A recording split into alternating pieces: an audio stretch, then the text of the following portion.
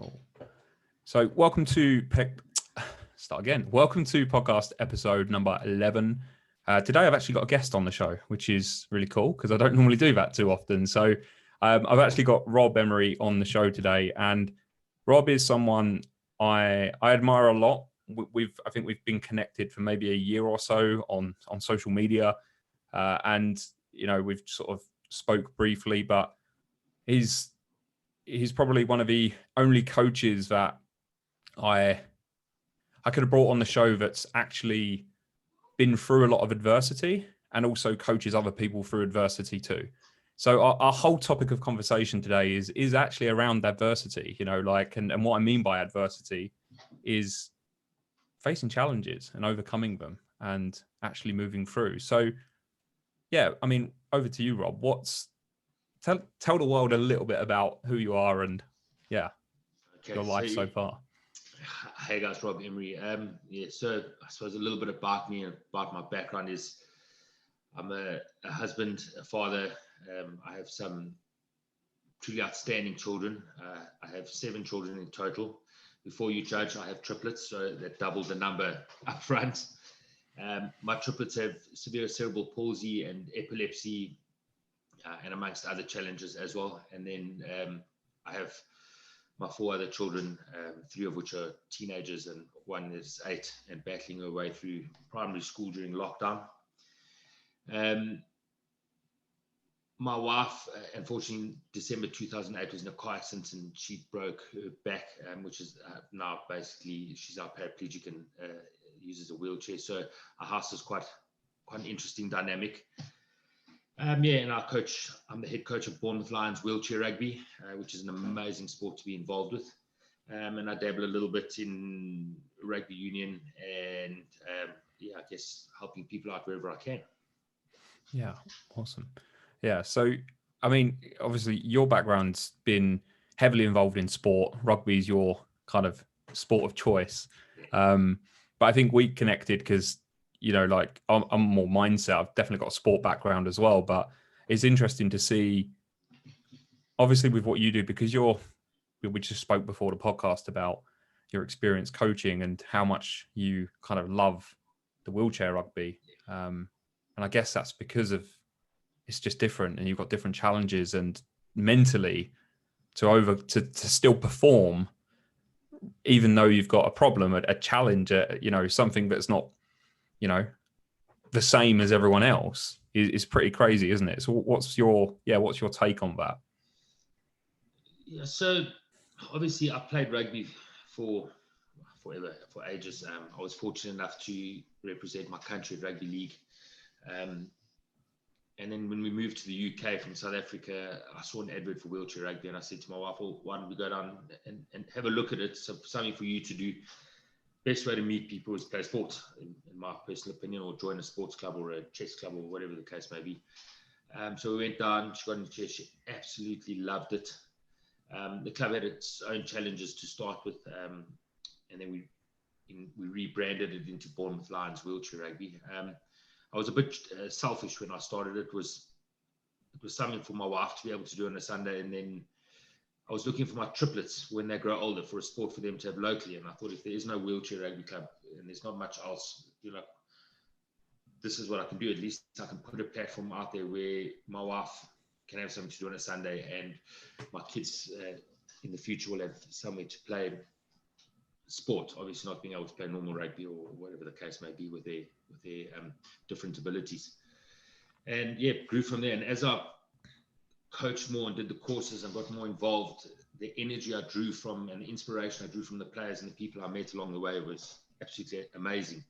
And it just drove me to help the players that I have be better people, and then better players at the end of the day. Work a lot of mindsets before you work on skills, if that makes sense.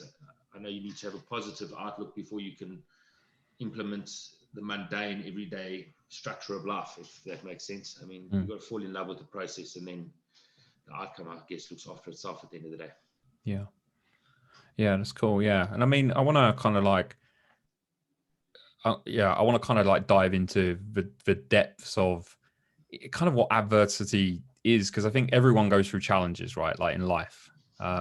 And I know that we spoke before about your view on, you really want to help people that just basically be more, to get over the story that they tell themselves about who they are, what they are. Because we know that it's a story, right? Like, have you got any specific examples of anyone? Well, I can imagine you have, even in your family life, or with rugby. But yeah, I suppose adversity's, however you look at it, you want to do it. It's a challenge at the end of the day, and you can either put a negative connotation on it, or you can just see it as just another learning experience in your life. I've been very fortunate to always be quite grateful for what I have. I've never really, I don't get down too often. I can sort of just crack on with life, and that for me is, I'm lucky in that sense. And I always look for the positive in people and the positive in situations before I look for the negative. It's just something that's always been inside me, and I found that got me through the tough times. I mean, you talk adversity. When I met my wife, before I met my wife, I'd been retrenched. I'd lost everything. I was living in a room at the back of someone's house. I had no money. I had no job. I had nothing. I didn't see my older kids. I was literally on my own in this little ball. I hooked up with an ex-boss of mine, helped me out with a few part-time shifts. And 7 days later, I met my wife. But leading up to this, there'd been a huge amount of partying and carrying on and doing all that other stuff. And I made that decision just before I met my wife that this couldn't happen anymore. And I beat that. That was, where are we now, 2021, 11 years ago, 12 years ago, where I made that decision to stop, all the nonsense and get on with my life. And I went from having nothing, living in this back room with no cupboards, no nothing, just a bed and a shower, basically, in a little bathroom, to living on a golf course within 3 months, having 2 jobs, which was looking after me. 6 months later, after that, we moved into another house.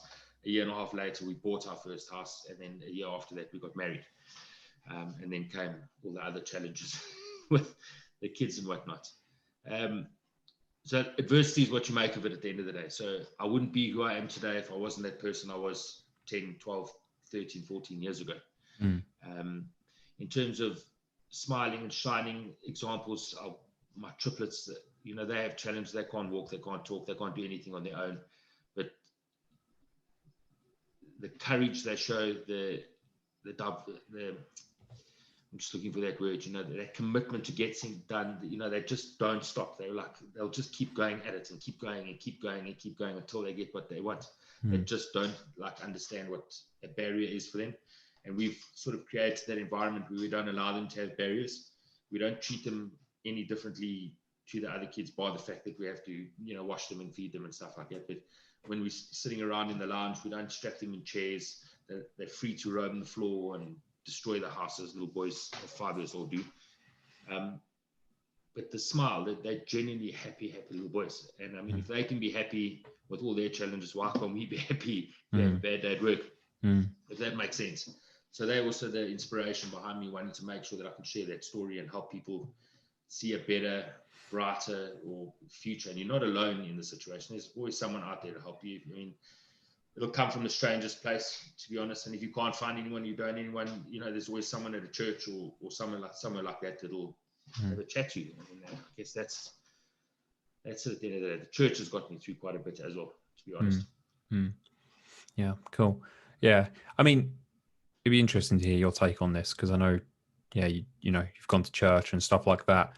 I find that those that go through adversity, they almost have an ability to not get too caught up in the thoughts about their problem, thoughts about their challenge. They don't use that as because a lot of people do, a lot of people, I can't do that because of this. I can't do that because I haven't got the money. I can't do that because of this problem, blah, blah, blah, blah, blah. And it's like a labeling process. It's like we almost build our personality based on these labels of what we can and can't achieve. And I guess what I've noticed is those that seem to just push through adversity are the ones that see that there's something deeper guiding them in some ways. There's something deeper there. If they was to get out of the way of their thought created world in some ways. There's something there. Do you know what I mean? That seems to just drive you. And I've always said it as well. Like, I don't know what it was, but it was something deeper kind of within me that was pointing me in a direction, and I just followed it, you know. But if I'd have listened to my thoughts, I probably wouldn't have followed it, you know. Yeah, and I think for me, I might be at the beginning of that process where you might have found yourself a little while ago, where I need to get out the way of my thoughts and follow what's deep inside to help people. But I mean, you talk adversity and people just getting on with stuff. You know, my wife is an amazing person, and I met her after she had an accident, so I didn't know her before. So when she broke her back and she was in rehab and stuff like that, the doctor said to her, listen, there's no chance you're going to walk again and you'll never have children. You know, this was the conversation they had with her. There was a guy in rehab with her that he'd got disabled in a motorbike accident, but he walked and he rode motorbikes without feeling in his legs, which is unbelievable. You know, it doesn't happen. So my wife saw this, and then she was like, well, if he can do it, I can do it. And my wife's an extremely stubborn person, to say the least. And it's a determination, and that's the word I was looking for with my kids. It's this determination and this almost like deep-seated stubbornness that like nothing's going to stop me from getting where I want to go. Needless to say, so that was 2000. I met my wife about October 2009. So less than a year after she had her accident. In 2011, on October 2011, we got married. My wife walked down the aisle holding on her father's arm. No crutches, no wheelchair, nothing. She walked down the aisle holding her dad's arm. So much for not being able to walk. In August 2012, we had our first child, which is my 8-year-old daughter, Scarlett. And then in 2015, after deciding to have one more child, because my other kids were 10 years older than our daughter, we ended up having quadruplets.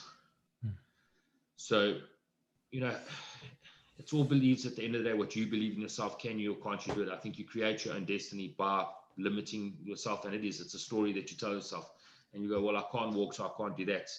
It's irrespective. And after seeing that, and then through wheelchair rugby, I met another lady, Grace. Also on her wedding day, she got these walking calipers, and she walked down the aisle and got married.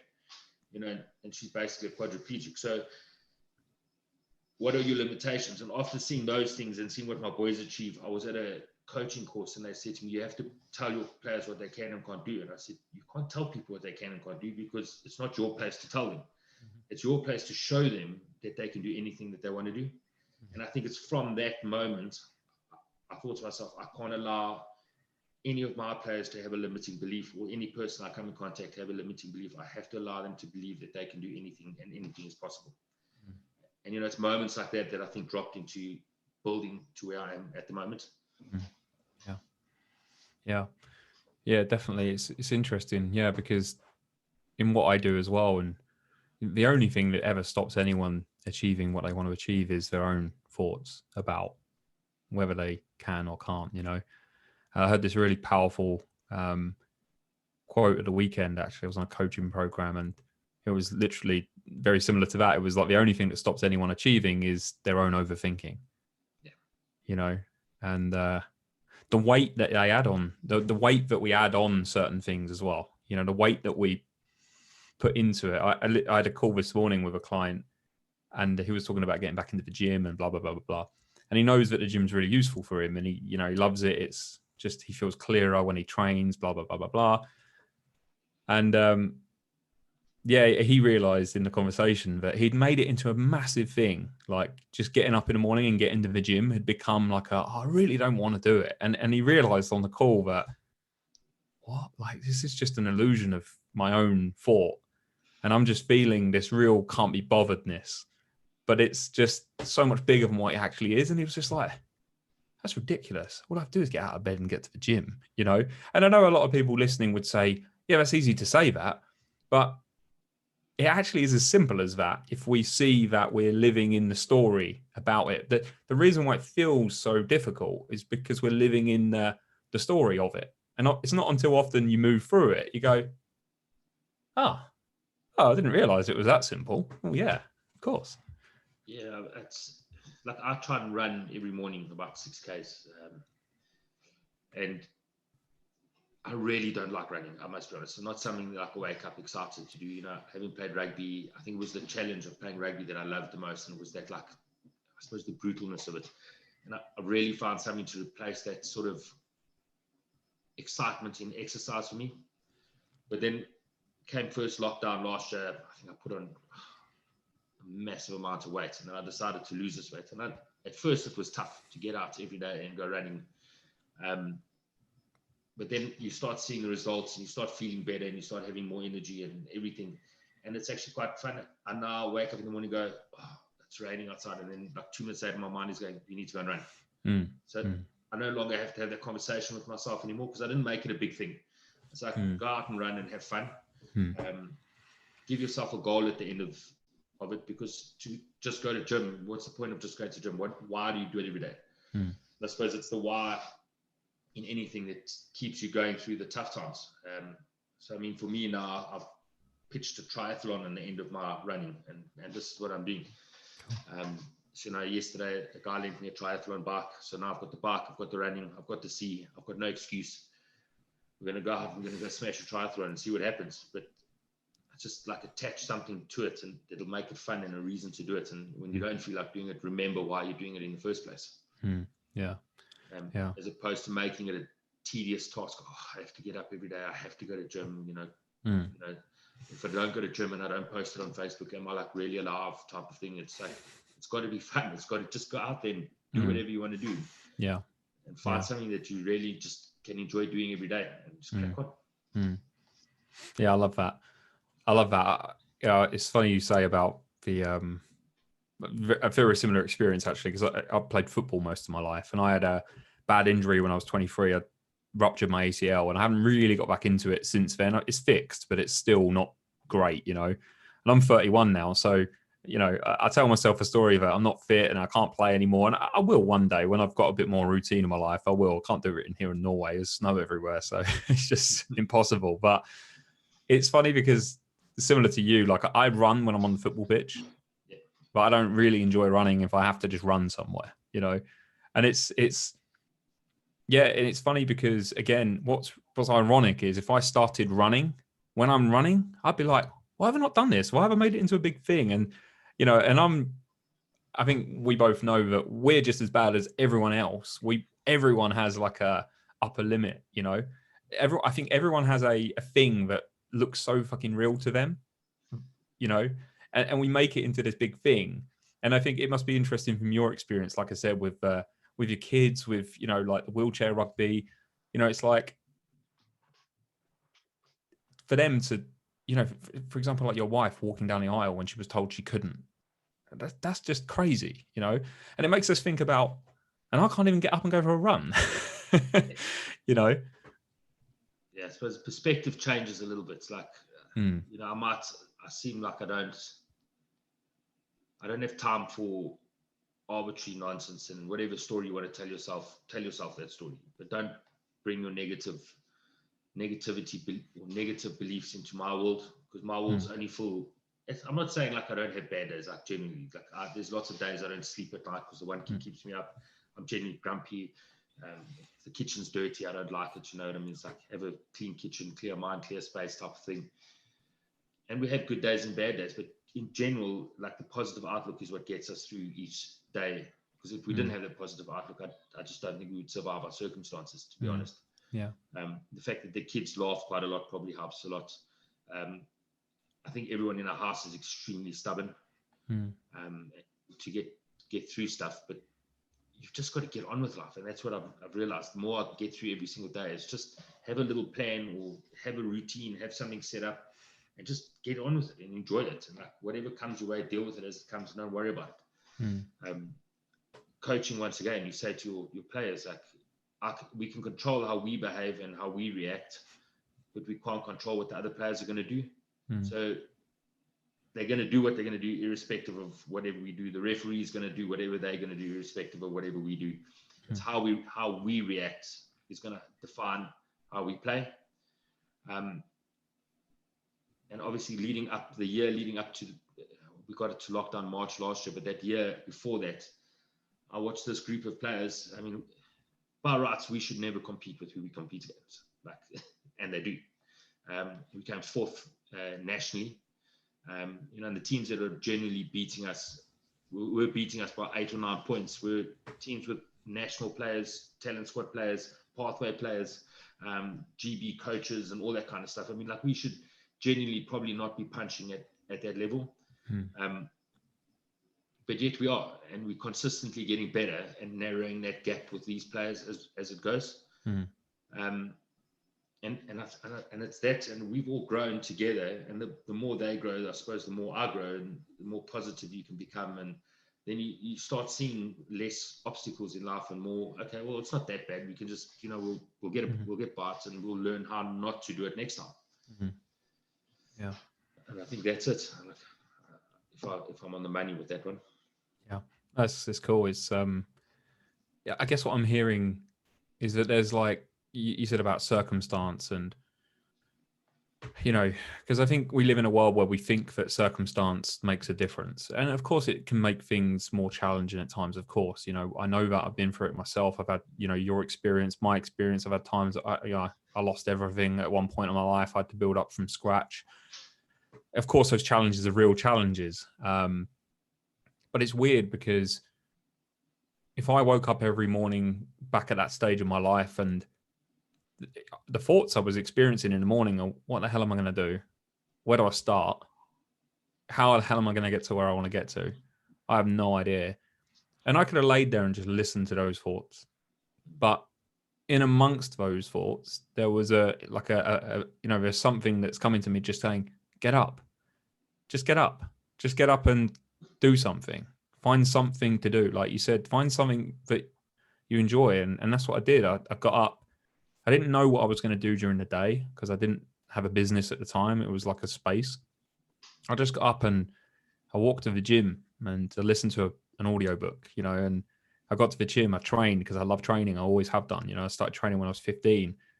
I got to the gym, and then I come out of the gym, I felt really good because I'd almost expressed myself. I'd experienced myself lifting weights, you know, moving around, and come out of the gym feeling really clear. And I'd go for a walk in nature and just like take in life, you know, and I'd feel really good. And it was really fascinating because that was the first time I really saw that, oh my God, if I'd had stayed in that state and taken my thoughts seriously, like really saw them as concrete, I'd still be in bed, you know. And I'd people say to me like, oh, I'm not as disciplined as you, and I'm not this. And I'm like, look, I wouldn't necessarily say, but I'm disciplined. I just do it anyway. It's not to say that I don't have the thoughts. I do have the thoughts. I have the thoughts like you do. The difference is I don't see them as solid. I just kind of walk through them, you know, because the way I see thoughts are like, again, I always ask people this question. It's like, what is a thought? Like, where is it? Can you point to it? You know, like, show me it. To me, it's almost, it is an illusion, you know, but it's a powerful illusion. And it's, you know, I think you've got this powerful illusion of thought, but then underneath that, just like underneath the surface of the ocean, there's this stillness, you know, there's this kind of quietness. And it's hard to explain, but that to me is what points me in the right direction, regardless of my circumstances. Do you know what I mean? And there's always a joy in amongst it. You mentioned that you have days where you feel tired. Of course you do. We're human. It's part of a human experience. It's like our emotions and mood goes up and down. But beneath that, like you said, beneath that, there was like a solid ground in some ways. Do you know what I mean? Yeah, for me, it's gratitude. So I was I went through a rough couple of years. And at one stage, I was in the bottle quite a lot. But somewhere along the line, I ended up watching this. We all know The Secret. And I'm not saying it's the right or the wrong thing. We've all watched it. I got out of that movie was, you know, just write down your positives every day and write down something that 5 things you're positive for and 5 things that you'd like to achieve. You know, that's literally all I got out of that entire movie. And I started practicing it, you know, twice a day in the morning, I would write down 5 things I was grateful for and the 5 things I'd like to achieve. So the 5 things I wanted to achieve stayed the same until they were gone, if that made sense. So that was probably mid 2009. So I hadn't met my wife yet. And on there, I think it was, I wanted to buy a house. I wanted to get a new car. I wanted to meet someone and get married. I wanted a new job. And I wanted to see my older kids more regularly.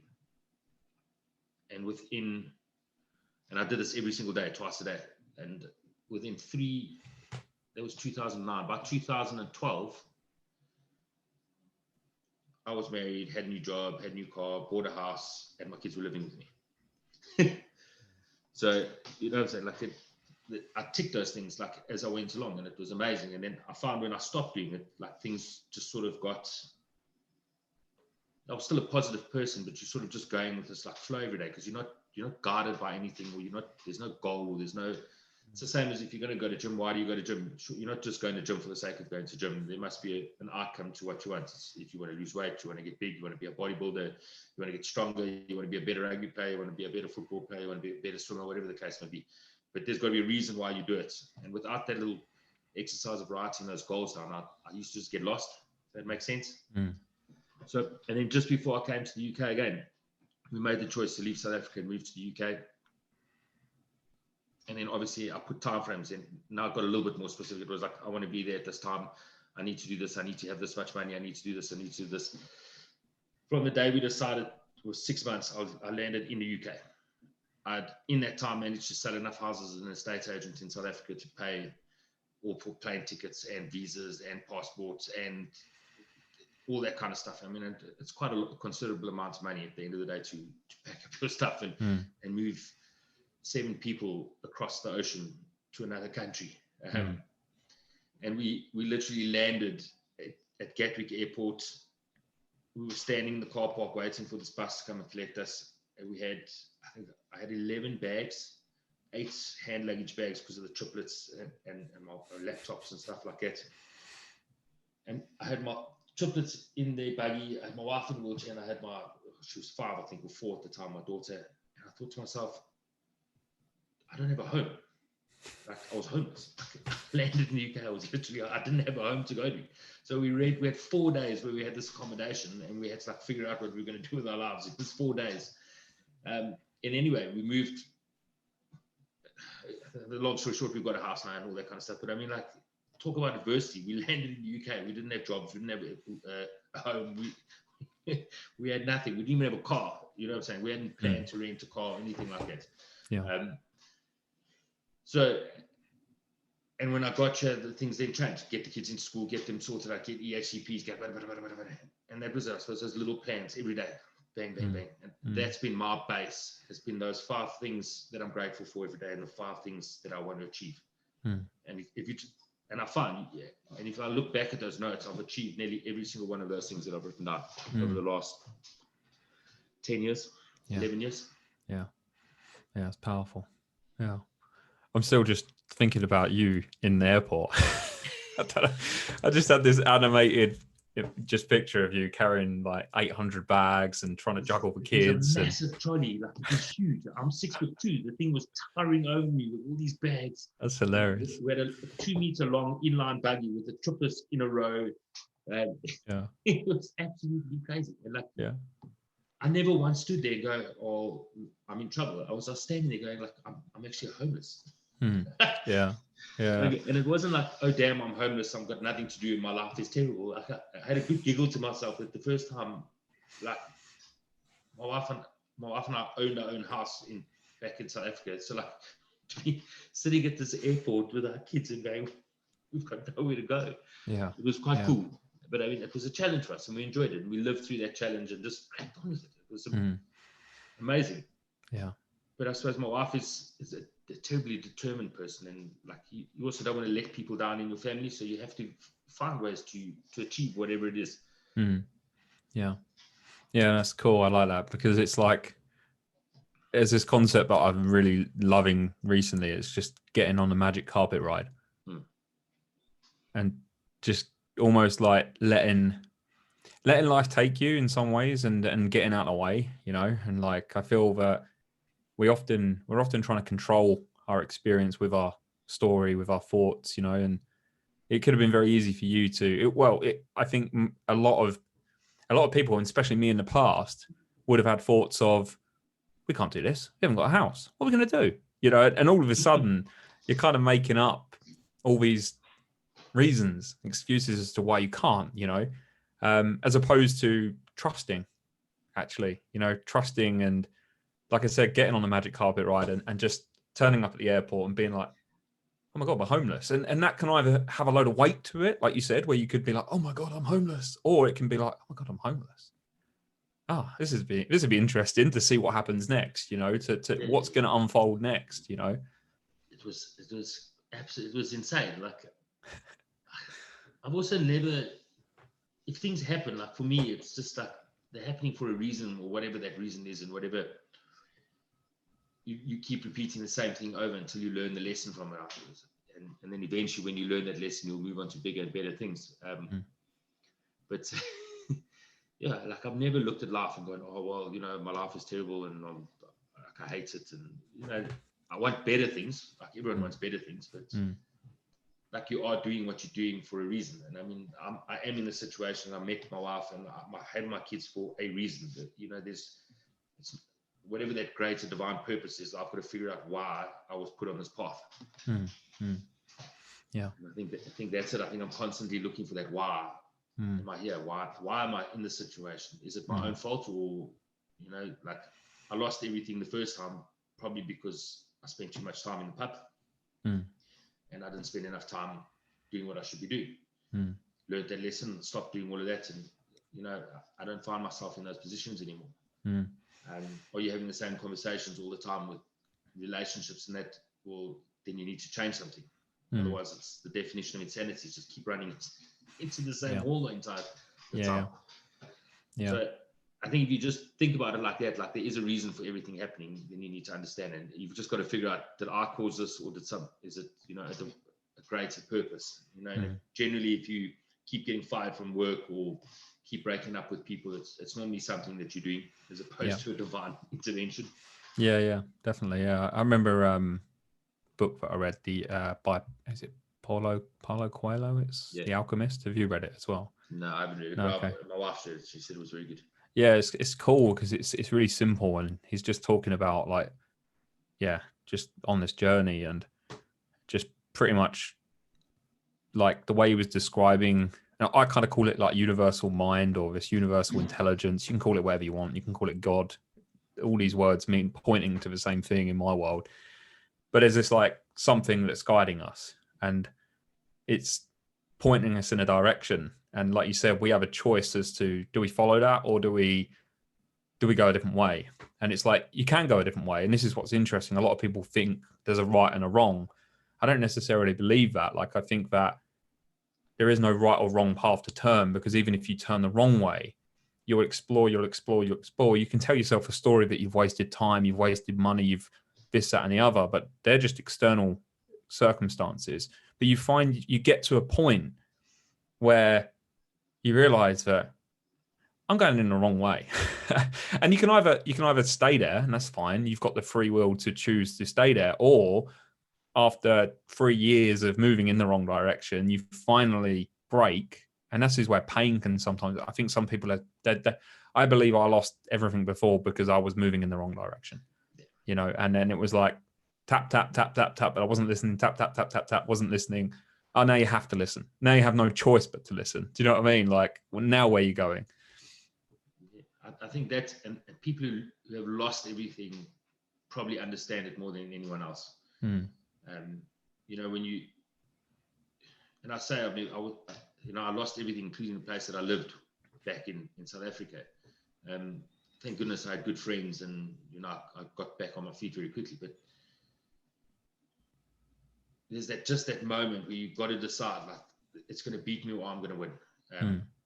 But clearly I've been making a mistake up to now. And what is the mistake I've been making? For me, it was, I'd spent too much time doing stuff I shouldn't be doing, you know, and focusing on stuff that I thought I should be focusing on instead of what was important. And I realized that when you go home alone and all of a sudden you're thinking, gee whiz, or you go into a spare room at your friend's house because you don't have anywhere to go, or a couch or whatever, or you're sleeping in your car outside your friend's gate or whatever the case may be. But like those are the moments that define you, and you can either break or make it. And most people I know have hit that bottom and bounced and come back stronger than they were before. Yeah. I think what's interesting as well is like, what I want to make clear to anyone listening is you don't have to go to the bottom. No, I think, yeah, that's the funny thing is like, you don't have to do that. Because I think, this is what's interesting. Like, I'm having a conversation in my group on Facebook at the moment about just the difference between when you know and when you don't know. And often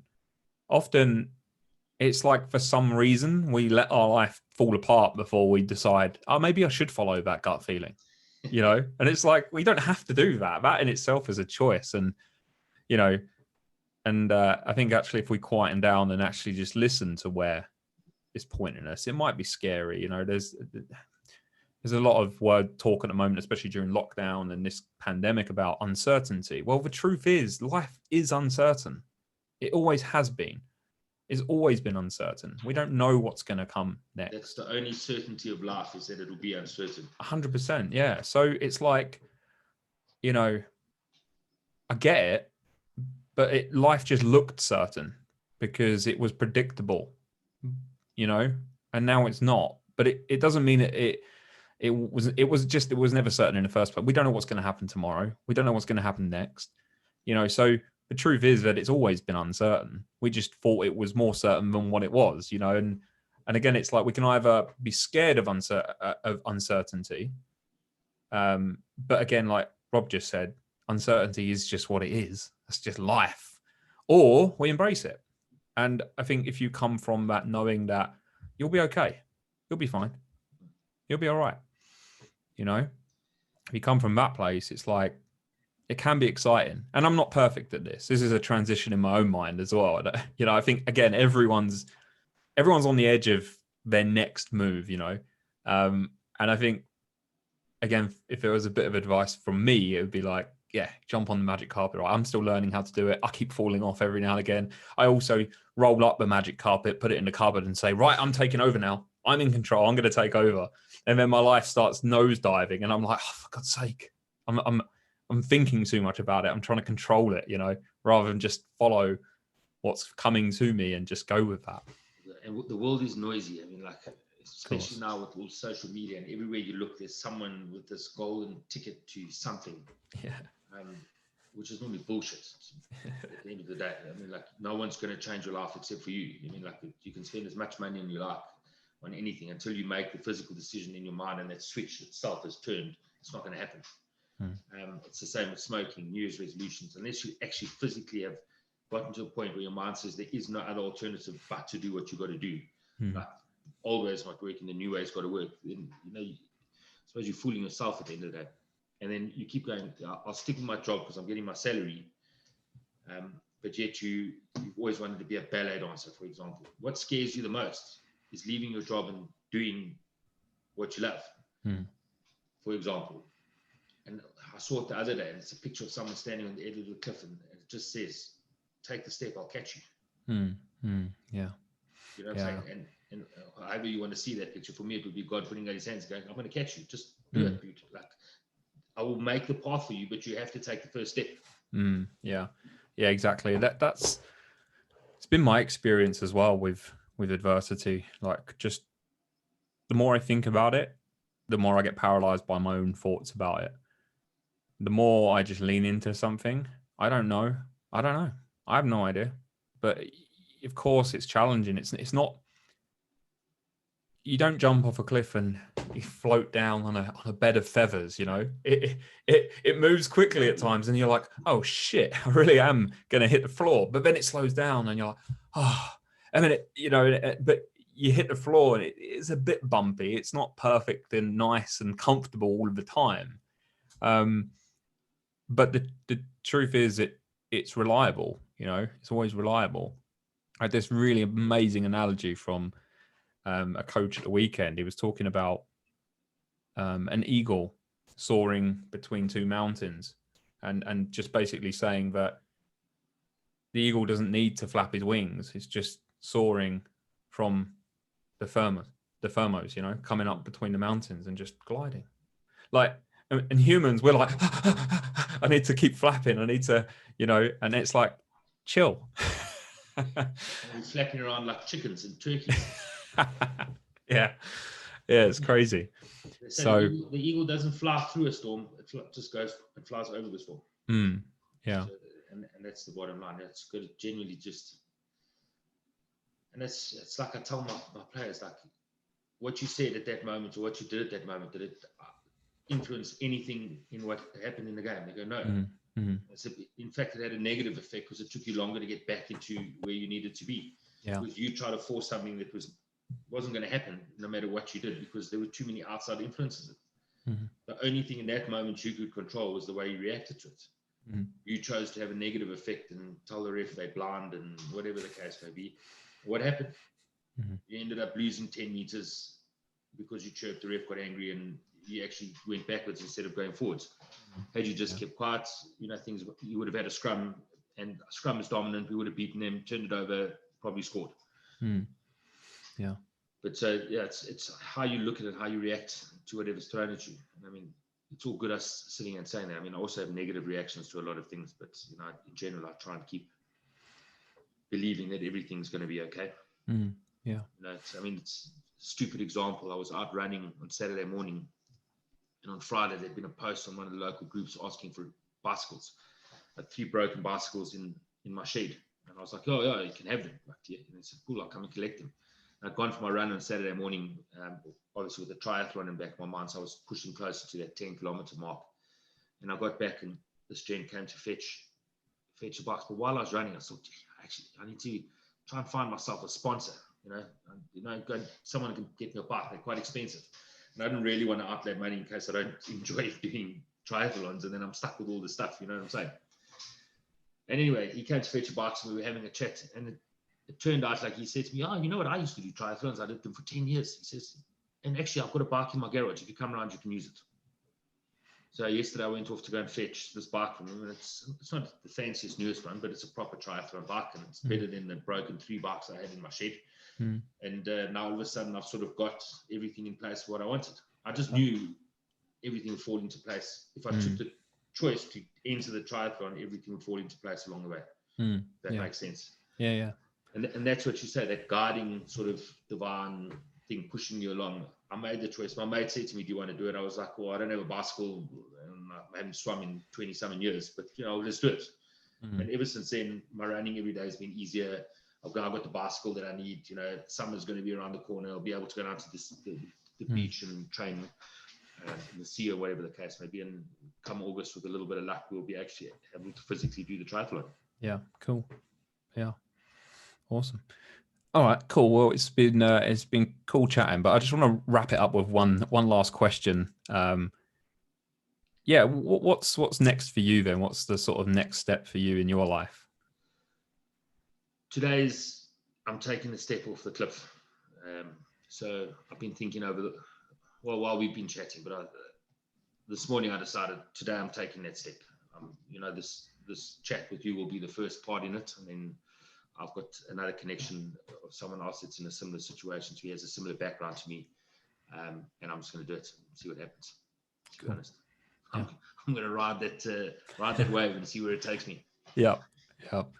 No, awesome. Yeah, awesome stuff. It's been a pleasure chatting to you, and hopefully it's been enjoyable to listen to, and maybe there's been some useful stuff as well. But if you want to check Rob out, then I mean, Facebook, main place for you, isn't it?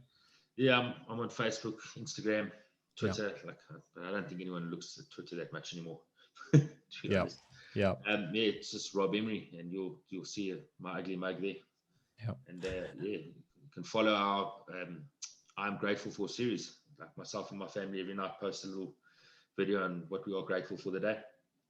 Yeah, awesome stuff. Appreciate it, Rob. Thanks for jumping on, and thanks for listening to the episode. I'll catch you next time. Take care. Cheers.